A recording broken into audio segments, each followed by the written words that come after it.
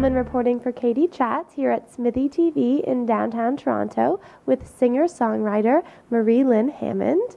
Tell me a little bit about your CD here, Hoofbeats. Well, I've always loved horses, and I've ridden on and off since I was a kid.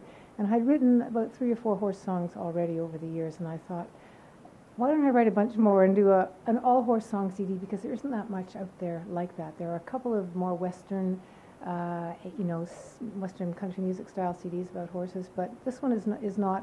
It's about all kinds of horses. It's not just cowboys. It's got stories about naughty ponies, about rare breeds, about wild horses, about therapeutic riding. You know, do you know about therapy? Yeah, kids who have disabilities and they put them on horseback, very calm horses, and it really helps them with all kinds of motor skills and emotional stuff too. So there's all those kinds of songs. It's a real range. And your music has been described as being exceptionally funny, but also very personal. How do you make that balance between being hilarious and also having a deeper meaning? That's a good question. Some songs are just purely funny, although they usually have a point. They're often a bit satirical, making fun of something that I think in the world is, perhaps should be fixed or something like that.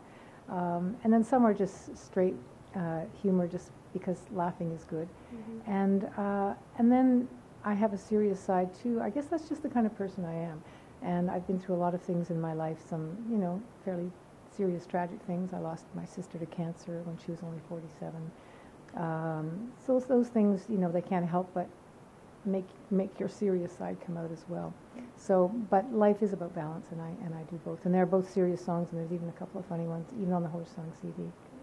And you worked as a broadcaster throughout the 80s and 90s for CBC Radio. What was that experience like? Well, I sort of fell into radio. I'd done a couple of interviews on the other side of the mic, and they noticed that I was fairly articulate and could talk about music and various things. So they asked me to if I would consider hosting, and of course I said yes. Although I was nervous. They gave me 3 days of training, and then I was thrown on national radio at the afternoon show one summer. And so I kind of learned on the fly. And then, because I did fairly well with that show for 2 summers, then they gave me my own show called Musical Friends, which was talking with musicians and having them perform in the studio.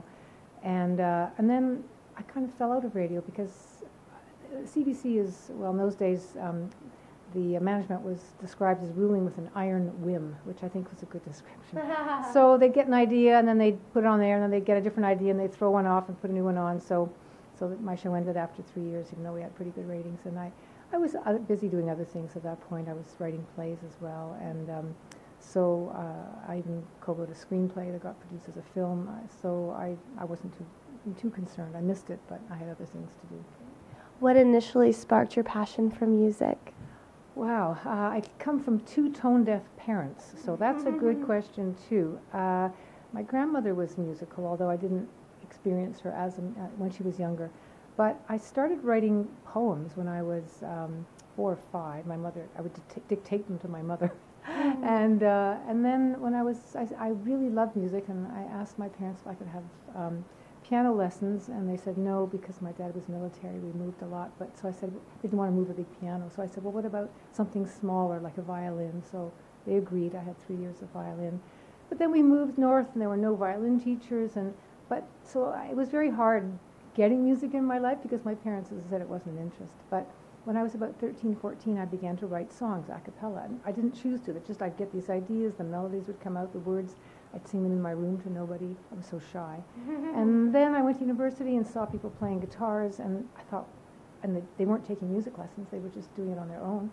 So I thought, well, maybe I could do that. So, and then, of course, once you have the guitar and you start learning chords, then, of course, it just kept coming out, and found other musicians, and took it from there.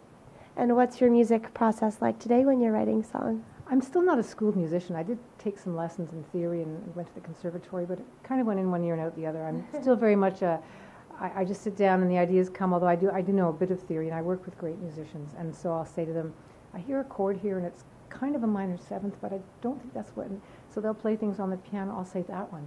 Yeah. So I co-write with some people because of that, and it usually starts with the lyrics, though, because I really am a storyteller, a word person, and the lyrics will often suggest a rhythm or a style of music. So if you hear you know, there's a song on there, if your fancy horse was half the horse that my little quarter horse is, that's a quarter horse is a breed, right? And it's a funny song. Then your mount would amount to twice the horse that you've got. It's kind of a wordplay. But if your fancy horse, if you fancy, okay, I thought that's kind of that sounds like kind of a western swing. And so that's the style I wrote it in. And you also have a few more albums coming out soon. Tell me a bit about that. Well, I have another, I'm crazily doing 2 CDs at once. Well, this one we just got them, and the new one will be mastered, I think, at the end of February, and hope to have copies of it by the end of March. And it's a more general, it's not about any one theme, though it's called Creatures, and I do love animals, and I'm a big environmentalist, so there's a lot of themes and songs that have to do with our connection as humans to the natural world and to animals, and yeah, that kind of thing. And where's the best place to find out more information on you and your work online? www.MarieLynnHammond.com, all one word. There aren't too many Marie-Lynn's out there. It's MARIELYNN and then Hammond. So if you Google that, my website usually comes up first. Thank you so much. Congratulations on all of your success, and best of luck with your upcoming CDs. Thank you so much, Katie. Thank you. Thanks. I'm Katie Uhlmann reporting for Katie Chats here at SMITHEE TV in downtown Toronto.